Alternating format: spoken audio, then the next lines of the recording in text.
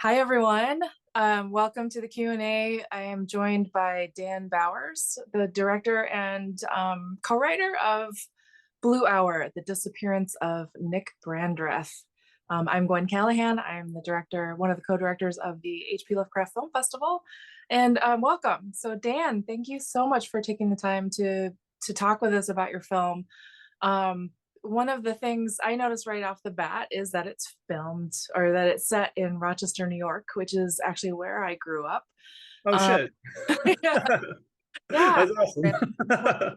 transplant from way back upstate east, and it was interesting to see all of the photo stuff because my grandfather worked for Eastman Kodak, Oh uh, wow. doing like X-ray film stuff, and my uncle worked for Kodak, and like everybody's all my friends and like somebody in their family had worked for Kodak, and so that's a big element. And you know we've got the George Eastman House of museum up there, and just very rife with the arts and photography and film. So it's It kind of is. an interesting place. Why Rochester, New York? Why did you set the film there? Because that's actually where Nick Brandreth lives. Nick is a real person, and he actually worked for at least 10 years at the Eastman Kodak Museum. So there is a lot of, every good lie has, some fact in it. So sort of where we kind of began. Nice. So can you talk about a little bit about the origin of the story itself? Yeah. So Nick, it was the middle of the pandemic, and I was just sort of like force feeding myself true crime films. I don't know why, it just became kind of like therapeutic. I think hearing people's stories, just there's something to that. I understand why people go into that rabbit hole. I watched one in particular that kind of kicked this movie off. I just sort of, it was so obviously, partisan's not the right word, but I'm failing to think of the right word. And Bias. yeah, the subjectivity and like the entertainment value was just really kind of outweighing the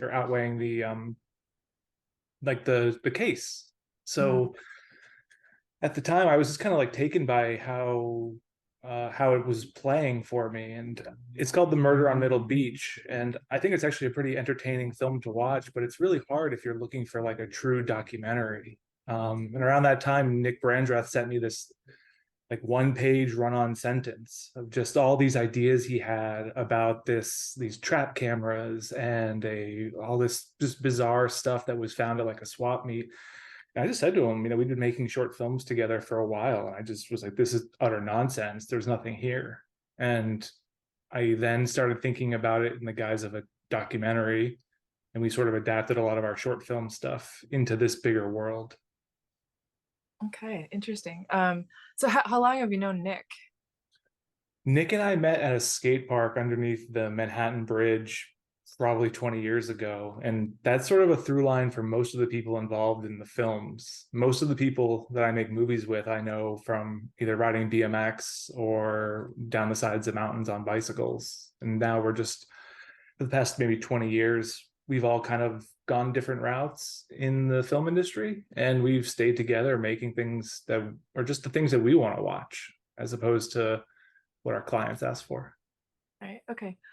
So you work in the film industry and do a lot of like spec film and commercial work.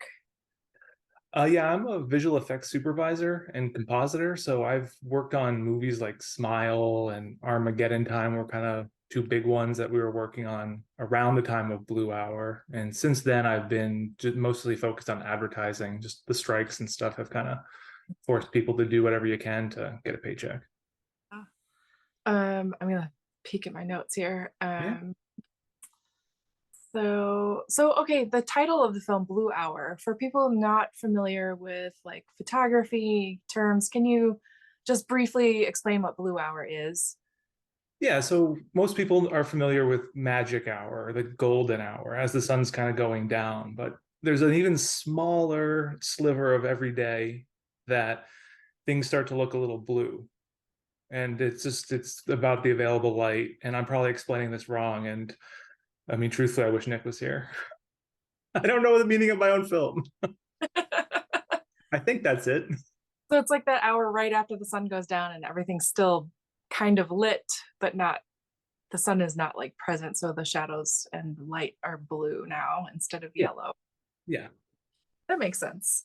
So it's kind of interesting that like there's that window and there's that window. And in the film, you talk about the characters when they're doing their investigation, talk about that sort of like rotating doors where they sometimes line up, and it happens kind of under just the right circumstances. And then at the end, Olivia goes into this like very liminal space. So is that, I'm just wondering if that was like a conscious connection between the title of the film and all those elements, or if that was just a, you thought of the, what, like, did the title of the film come first or did it come after you shot things? I guess what was the order of inspiration? Uh, I I'm pretty sure the title's on the screenplay, so it has to exist before we released the film anyway. I think we added the disappearance of Nick Brandreth because there are half dozen films called Blue Hour. Not many from, I don't know if any of them are American, but there's a lot of foreign films that have that title. Mhm. I think we just added the subline as a way to differentiate. Okay. And it's interesting also that you know, this documentary film kind of straddles a bunch of different genres, like the true crime documentary and cosmic horror and just mystery and thriller.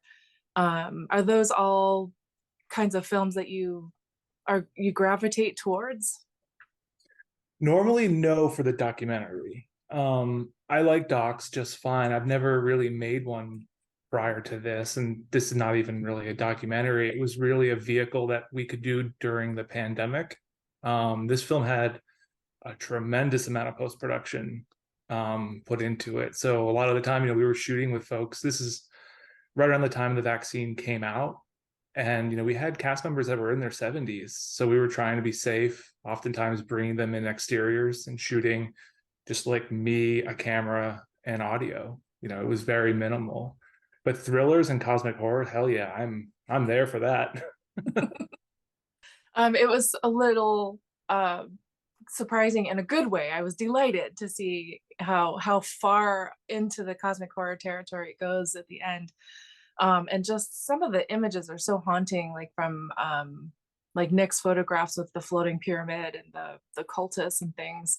Um, and I guess I'm wondering how much of the extra photographs and films that are in the overall narrative are from, did you create those things for the film, or are those things that you repurpose that were already in existence?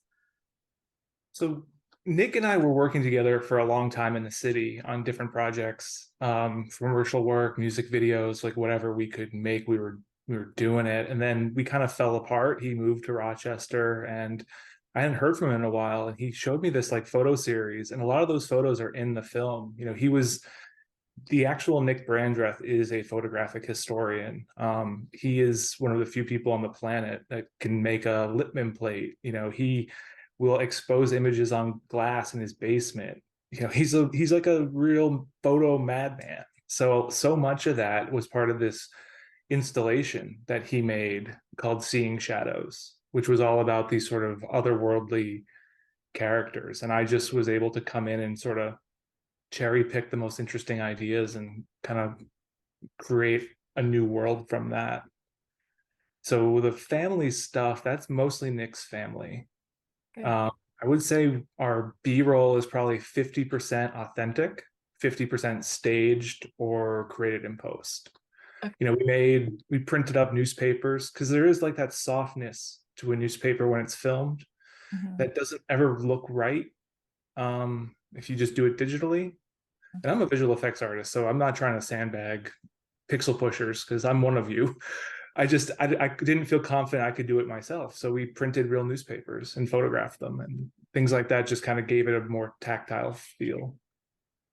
Yeah, and for me, it was really nice to see the mix of kind of stabilized footage versus the swinging the camera around, like found footage shaky cam stuff, because I'm not a huge fan of found footage generally. I feel like people, it's easy to do something very low budget with found footage, but people tend to lean on that for other reasons, maybe covering up some technical flaws or things like that, and it takes away from the storytelling for me. Whereas Blue Hour, the disappearance of Nick Brandreth, really enhances the storytelling. With the found footage stuff, it makes me think of the Blair Witch Project when they're out in the woods looking for that certain tree and that certain formation. So were your actors operating cameras at any time, or was that just all crew? No, Morgan and Mike, who play Olivia and Chris, they are wearing GoPros that, I mean, so much of that is on them. I kind of told them broad strokes, but I couldn't really monitor more than we were having some Bluetooth issues that day. And I had this idea that I could stream all four cameras and be more on top of it. That wasn't possible. So I leaned on them like really heavy. So like the snow sequence and when they do go into the beyond, that's all them wearing GoPros. Earlier, it's a mix. You know, Mike Hedford was our cinematographer and our editor, and you know, he was operating camera as Luke. He didn't know that he was going to be there as much on camera as he ended up being. You know, so we Um, had like some legitimate camera operators that were cast in the film. okay, that's really interesting. So the two actors wearing the GoPros not only had to perform their characters, but then they also had to like perform the camera movements.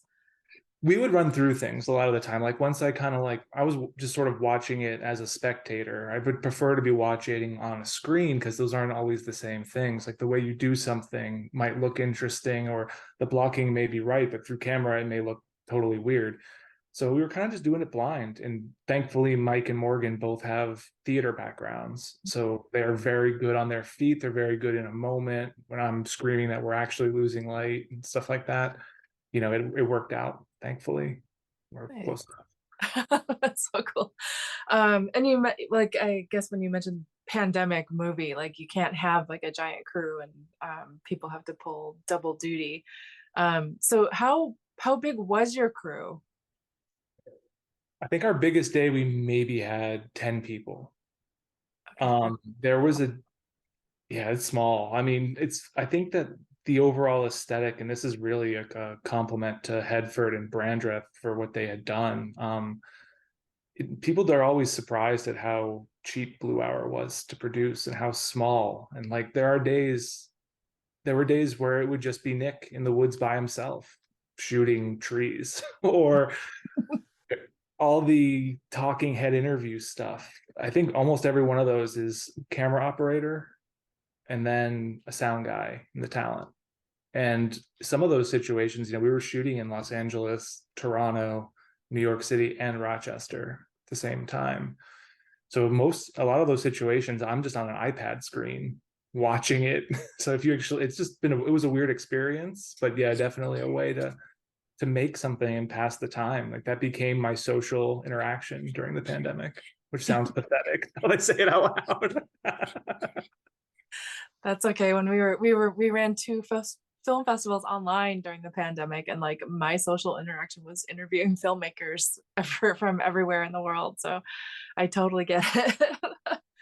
um, Technology, it's a curse and a blessing. So I was going to ask you where it was filmed, but you just answered that. So a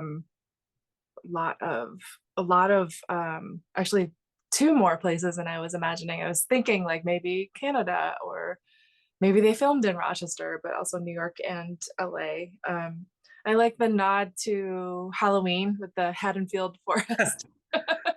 Yeah, I definitely, and I mean, there's nods to all my favorite films. I mean, Arbogast is another one. I don't think everyone remembers him from Psycho, but that's a shame because he's by far the most interesting character besides Anthony Perkins. But yeah, we're trying to, there's a lot of breadcrumbs in that film. If you know us, you can even see me. Oh my gosh, that's fun. I'm sure Um, people are supposed to know that. you'll have to watch it again and kind of try to train spot you. Um, let's see. The other question I had was the time travel component. So that's kind of where we start getting these this indication that this is not just going to be a straightforward like documentary where Olivia's picking up the trail and kind of trying to get people to give her more information than what they released before, and you get the sense of maybe a conspiracy of some kind when the police investigator that basically before said no, nothing's going on, kind of just slides her the address that she goes and follows up with. Did you have it in mind when you started putting together the project that it was going to go that way, that it was going to kind of, you were going to kind of start off and lull people into a sense of comfort and give them this kind of standard or straightforward documentary of a mystery, and then it was going to just completely go off the rails? Yeah, I think anyone who's worked with me before knows that I've got like a real penchant for David Lynch. I don't know if I'm using penchant right, but I love David Lynch. Love him. And I think that there's an influence there, just the way that he'll spin a mystery into some bizarre way or through a lens you wouldn't normally suspect. We knew early on that Arbogast was going to be the pivot. We knew that at that moment, if you were at home and you still didn't know that it was fake, you probably should. So we wanted to make it real clear because there's been some interesting reactions, people being really upset and feeling lied to, and I feel sorry for them because that wasn't my intention to upset anybody. But I do think that there is something to true crime that has to be a bit like time travel. These poor people they reinvestigate their like trauma for people's entertainment, and that's part of the message, I guess. That these are people. They're forced to like keep re-examining like the worst experience of their lives for us to just sit back and that's gross. It's not right.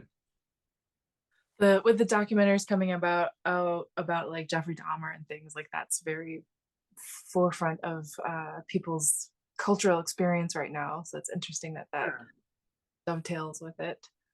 And people have done it before. I think Nightcrawler does a good job looking at our relationship at media, and there's plenty of films that have had similar messages. I just think that the true crime aspect of it is unique, and we are reaching like that point of the genre, right? Like there's been the sort of the glory era where you've had mass proliferation of true crime films, and now you've got parody, and you've got re-envisioning of this stuff.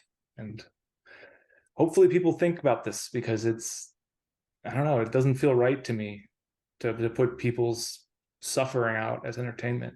Mhm. It is yeah, my dad's like addicted to forensic files. uh Okay, I'm sorry. I'm not trying to like. no, These are no, just my opinions. I but don't actually try but to judge people. there's a sensitive way to do it, and then there's a sensationalized way to do it for just like where it's content that we can put on screen that people will love, and then there's also kind of like these horrible things have happened, and there's a respectful way to do it, and then a gross commercial way to do it. I totally agree. The same goes for fiction. Maybe casting Evan Peters or Zac Efron as a serial killer isn't the best way to go. I know that when we were watching, I forget which one Evan Peters portrayed on that Netflix series, but it's like he's like a handsome, kind of likable dude. He's it's not right. Let's not give him exactly what he wanted. Yeah, to be memorialized and Jeffrey worship. Dahmer. We should give Evan Peters whatever he wants. He Oh, seems like a very nice guy. but yeah, I mean the fascination with serial killers and behavior that's so far outside of our personal experience, I think is a weird. It's kind of a taboo, but it's also something that has become a little bit glorified and romanticized in popular culture. Um, Definitely. and I think for me at least, drawn to cosmic horror because it's a way to explore that without exploiting. Hmm. I don't know how That's a you good way of putting feel. it. And there's something almost, it's funny because I feel like I've come to cosmic horror quite late In fact, I think it was after maybe the first film Nick and I made together, kind of in our second era of collaboration, where people were using that term for us. And I was kind of like getting up to speed a little bit, because it's things that you often realize, or that's that uncanniness to cosmic horror, that familiarity, and just the age of it. It's interesting, and it's something that unfortunately I don't think a lot of viewers are like really aware of all the time. It definitely has kind of a super subculture kind of energy about it. Yeah. It's in everything though. If you It look at is. TV and movies, any kind of horror thing, you can always find a little dash of it, I feel like, in almost everything. And it's there without you knowing that it's there until you identify it, and then you start seeing it everywhere. But maybe that's just me and my desire to make it a bigger field, have more recognition. Well, maybe, yeah, you could just be noticing it or you're projecting it. But either way, I think these things they're grounded in something, which is interesting. Yeah. One of the things that I really like about Blue Hour is that it's really driven by the characters in the film, and not just reaction to circumstances that are happening. Or so, for example, in slasher films, you have a character that's driven to an action because there's someone chasing them with a knife. And I really appreciated that the lead character was a woman who was an investigative journalist, and that was really trying to get to the bottom of something very personal. How much of that aspect of the story is autobiographical for you, or for Nick, or anyone else who had a hand in creating the film? I mean, no one, our assistant director is a woman. Obviously, Morgan was so involved. Um, it's been interesting in seeing the response, because some people really, really love it, and others have said some of the most terrible things that I've heard. And I've gotten some friends that have said some really dumb shit about it. Personally, I was more interested in seeing a woman search for her father than I was watching a man do it. And looking at the two actors that I wanted to work with, Morgan is a louder, more boisterous leader than Mike is. And Mike, he shines when you can kind of let him scene steal in the background. And why fight it?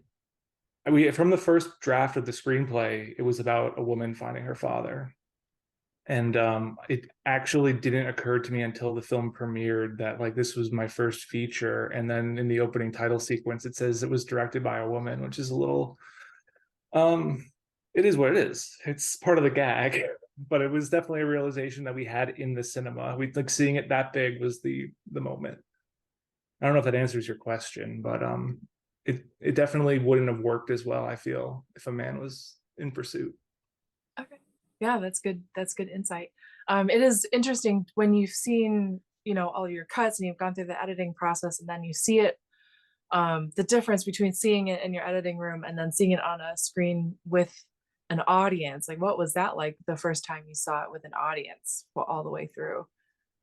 Uh, it was pretty stressful.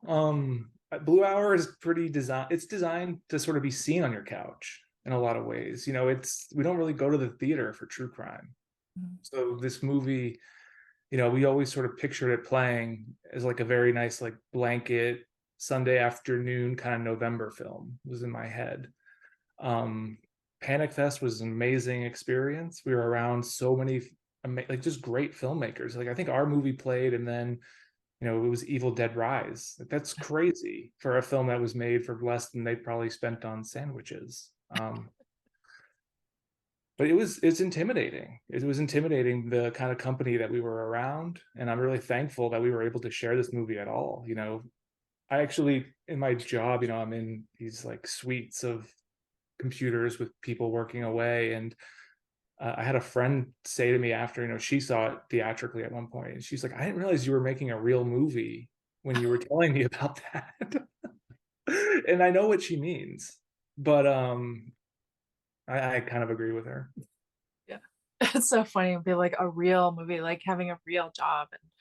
And just how much, I mean, the same amount of work goes into creating a low but or a film that you're doing on like with hardly any budget with your friends who are all sound like they're all very highly technically skilled professionals and that have their own like day jobs, but and having this outlet to do something creative is, I think, the lifeblood of independent film, where people who are working in the industry get to actually do something that they intimately care about. I am incredibly lucky to be around a bunch of people who want to make this stuff. Whether it's, we have this musician, and he's the drummer of a band called Pup. It's like a Canadian alt rock band, and they're pretty big. And he's just making our music now. Like, he made the end theme for Blue Hour. Most of the music was composed by me or Mike Hedford, who was editing the film. But just being around these people, whether it's camera operators, actors, just the craft services people who made the doorway that we were lugging around. I mean, it's really special just to be able to do something with no money, no way to incentivize other than you're going to have some control. You're not going to be told what to do, and let's go have a good time. I mean, Mhm. it's work. And then unquestionably, it was frustrating throughout the process. But at the same time, I don't think anyone ever felt like they were never heard. And that goes a long way if you're trying to make something. Yeah, definitely. Um, with the oh gosh, I had a question that just like flew out of my head because I have like four questions now. So I'll start with the music one with the soundtrack, because you have to kind of walk a fine line between the narrative style of like background music or soundtrack music versus the like found footage segments where it's supposed to be kind of out in nature and natural. How did you find that balance for the soundtrack? I mean, part of it's necessity. Like, I'm not a musician. In fact, I taught myself how to just like compose. Like, so when the theme comes on, like that's a song that I wrote and performed, which was literally the first time I've composed music. So there was only so much music to pull from in the first place. So it just becomes a question of taste. Like, if they were operating cameras, we felt it was okay to have some music. And then the more we looked at it, some of the GoPro stuff felt kind of naked without it, and it was footage that they had clearly edited together. So more than we were ever thinking of it as found footage, we were thinking of it as a found documentary. Like, this piece is from a different reality.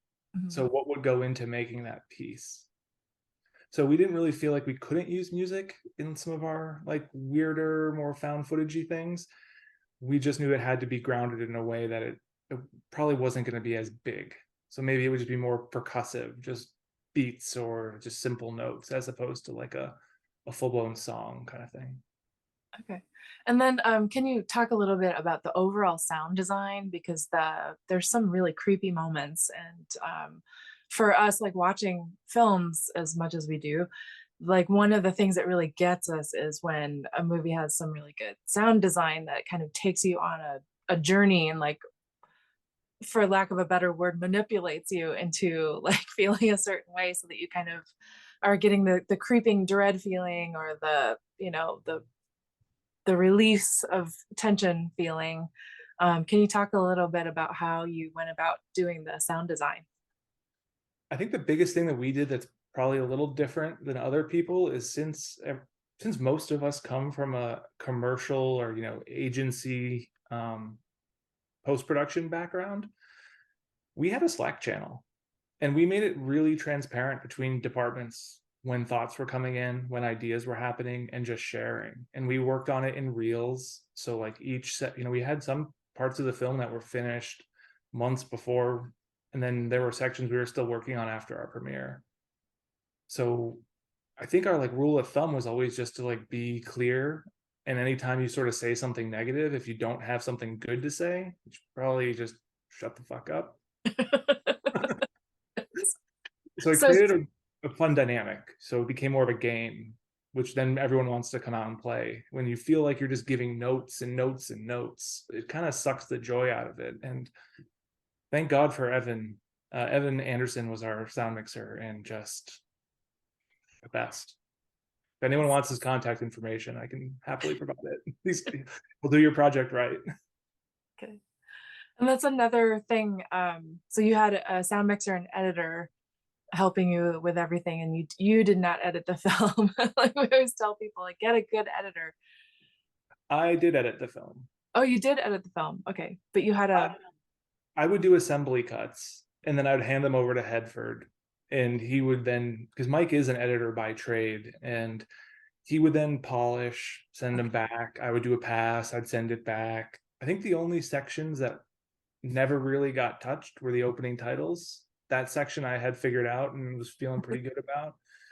And the initial trip into Haddonfield Woods. I just love cutting forest stuff. I love being in the woods. I love shooting film in the woods. So it's like a 20-minute section of the film that I'm pretty sure it never changed over like a year of post-production. We just knew that was it.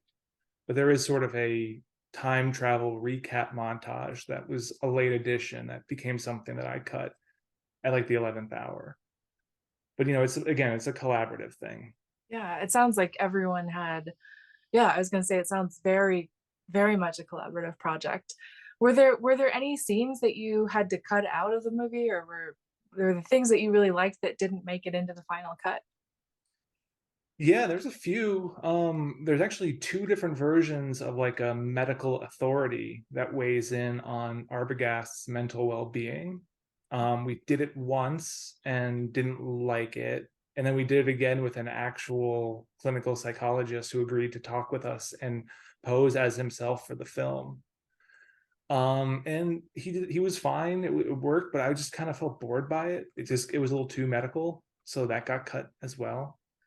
There was at one point an entire arc about a Kodak conspiracy. Just you spoke about your family working there and stuff. Like there's all kinds of crazy optics, like things beyond film that they've done. So there was originally some connection between Parallel Dimensions and Kodak, but we also needed Kodak to support the film so we could show their logo that appears 10,000 times in the Mhm. project. So we weren't about to associate them with a conspiracy. Okay. Oh, and another question about the Kodak. Whose equipment was all like when you have like the photo lab, Nick's photo lab, and all the equipment that the guy has in there? Is that stuff that you sourced from somewhere, or does somebody own that? Like who owns all that stuff? Yeah, it's actually Nick's mentor. Osterman is his last name. I think it's John Osterman. He has a print shop. I believe it's John Osterman. I am not a Rochester native. I've never spent any time there outside of shooting films. And I meet a lot of people every time I go.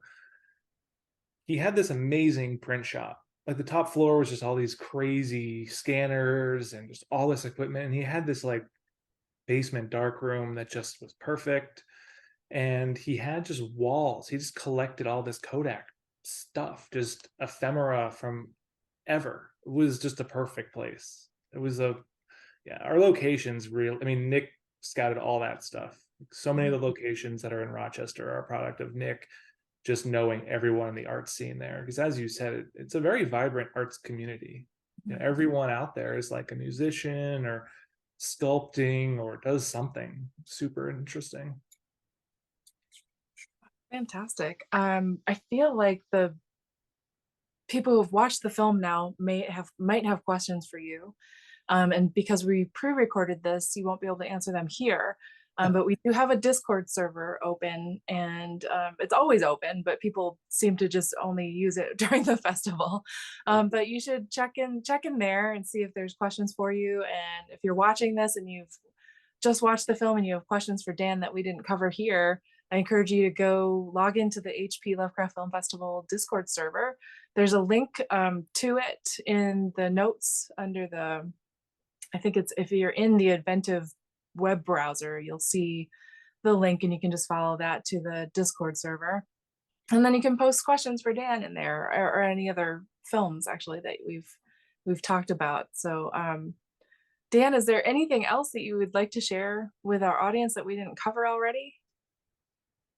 I mean, I think I've said enough words, but thank you. Thank you for putting on the festival, and thank you for checking out the movie. And we appreciate it. We spent a lot of time making it. and we hope people had fun watching it. Yeah.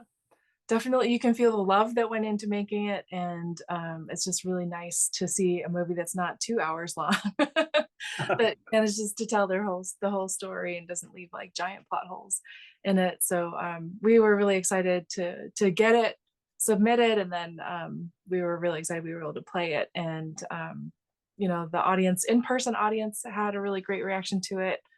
We had a lot of comments about it, so I hope those people find you on the Discord server. But outside of the festival and the Discord server, where else can people find you online if they want to follow you and see what you're doing next or learn more about your other projects? Yeah, tinyvoice.info is our website, and on there we have a link to all of our social. It's really just Instagram. We're pretty introverted bunch of weirdos, but we are very responsive. We just yeah, don't do a lot of social media and are unrepresented and not like on any production companies or anything. So you can find us, but we're just creeping around the darkness. Okay. Well, again, thank you so much for chatting with me today. And I really hope you make another film and that it's cosmic horror and that you submit it to us so we can share it with our audience. And Can confirm both are happening, and it is 100% cosmic horror weirdness and not in a found footage capacity. There is okay. something very weird brewing in the Northeast. Okay. All right. Well, so go to tinyvoice.info and look for news about that. Ooh, now I'm all excited. If you enjoyed Blue Hour and were maybe hoping for something a little more traditional narrative, our next project is it's really shaping up to be something. I'm excited. Okay, excellent news. Well, that's a great way to end the interview. So thank you again, Dan. You're Um, welcome.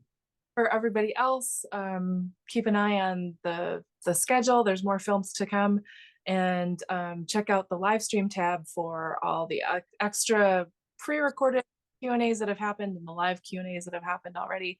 You can find all that stuff in there along with panels and readings. So thanks for joining us. Bye.